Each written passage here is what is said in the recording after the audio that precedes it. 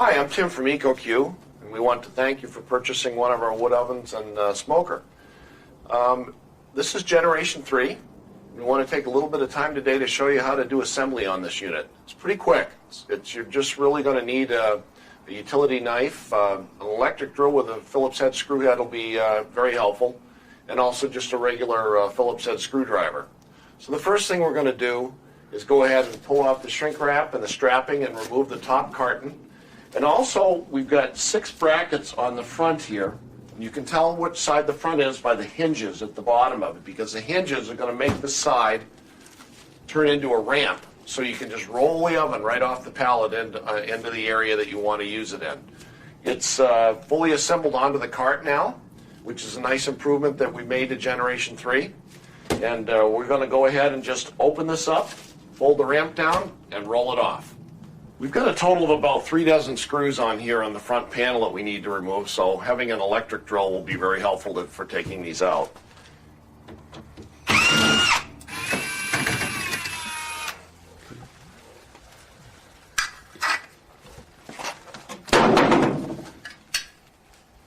Now that we've got the ramp down, the first thing you have to do is take out the support block that's right in the middle here.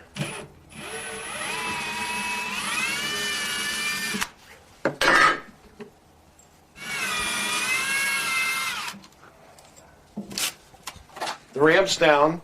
We've started to remove some of the packaging. The next thing you need to do is take everything out of each of the oven compartments in the firebox. Get all of that stuff out, get it moved over to a table, spread the parts out, the manual's in there, and then you can go to the next step, which is going to be to put the handles on the side of the unit and get it ready to roll off the pallet. Okay, we've emptied everything out of the oven. It's important to get everything out of there, get all that extra weight out, and that way you can kind of take an inventory of everything. Let me just give you a quick run through what we have. We've got the chimney here, we've got the chimney cap, and there's 3 little stainless steel screws that go with the chimney cap. All of the screws are going to be found inside this digital thermometer bracket that goes on the outside of the oven for your digital thermometer. We've got a total of 8 screws for the handles for the side, and 2 more screws to put the bracket on, so that's where you'll find those screws. Also importantly, your manual. Your manual's in a separate bag, and you'll find all the instructions in there that you need. So once we've got everything emptied out, the next thing is let's get it off the pallet. And the first thing we need to do that is to go ahead and put the handles on. And the handles have been matched up with your oven, and we're just going to take a Phillips head screwdriver and 4 screws and put the handle on each side.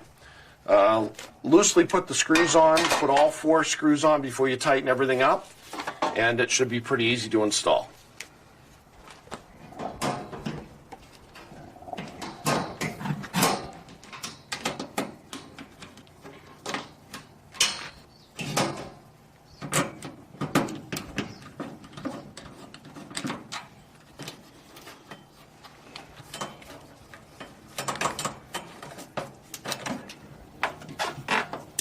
Tighten these screws down really good on both of these handles. You want them to be nice and tight. The other thing you're going to want to do is once you've rolled this off of the pallet, you're going to want to go through and check all of the screws all over it to make sure everything is tight. And occasionally you're going to want to make sure all of the screws are retightened and make sure that everything's good to go. Okay, so we've got the second handle on, and we're ready to pull the unit off of the pallet. Make sure that you undo the brakes. That's the big tab on the right-hand side of the wheel lock. Push that down in the off position. Then slightly lift up a little bit just so that you can slide it off of the block. Start it off so that it drops down onto the ramp.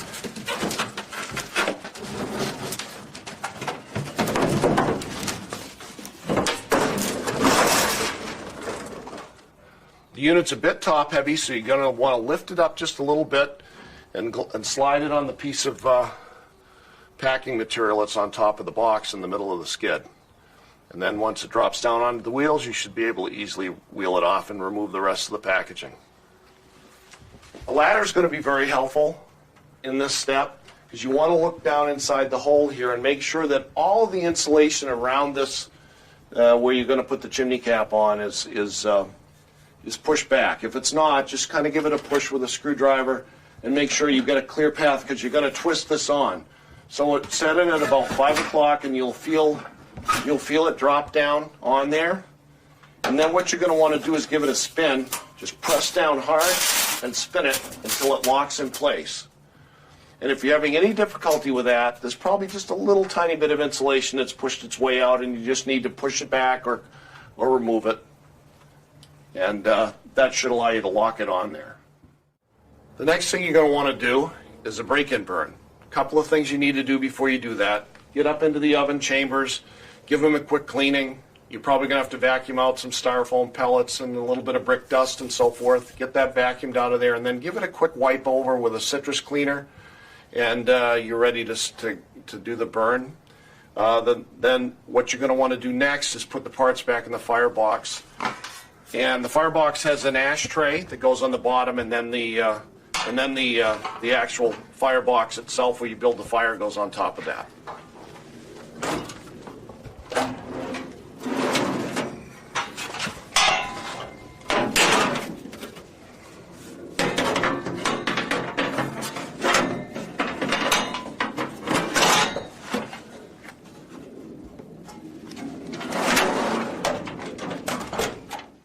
As part of the initial setup, one other thing we want you to do is use some of the Rutland glass cleaner that we gave you to put a nice coating on the pieces of glass inside the oven and also give them that initial cleaning. This will put some silicone onto the glass itself and make it much easier to clean the next time you need to clean the glass. And this stuff works really great. It's made for fireplace doors. And that's going to allow you to keep the glass in good shape. But it's important to put it on right from the very beginning before you have a fire in it, and that'll build up a film on that glass and make it easier to clean. The next step that we're going to go to after the break-in burn is done is go ahead and put the bricks back in and then mount the pizza stones. And we've got some special instructions for doing that.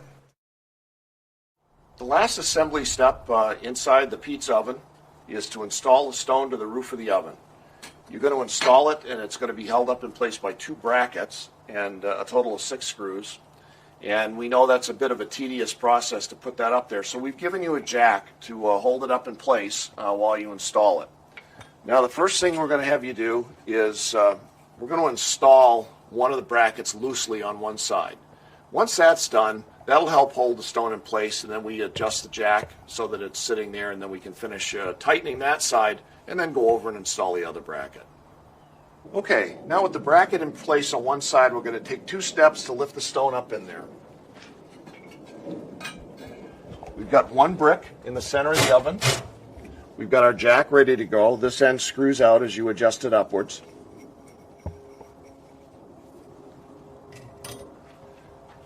Step 1 is take the stone, set it on the middle rack. Just let it sit there, and then angle it up so that it drops to the bottom of the oven, and you get it up above the bracket. Then take the jack, screw it out, just so the stone's resting on it. Then take your screwdriver and tighten the bracket.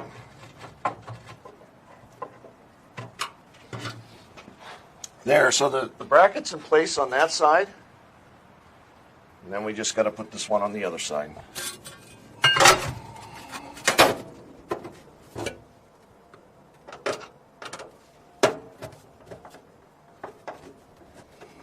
And then you're ready to cook.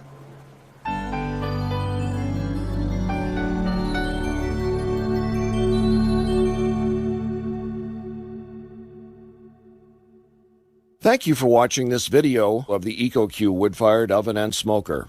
You'll find all of our videos on the EcoQue YouTube channel at youtube.com/user/EcoQue. We hope all these videos will help you enjoy using your new oven. video shopping network, an Amazon affiliate. To see this product on Amazon, click the link in the video description below.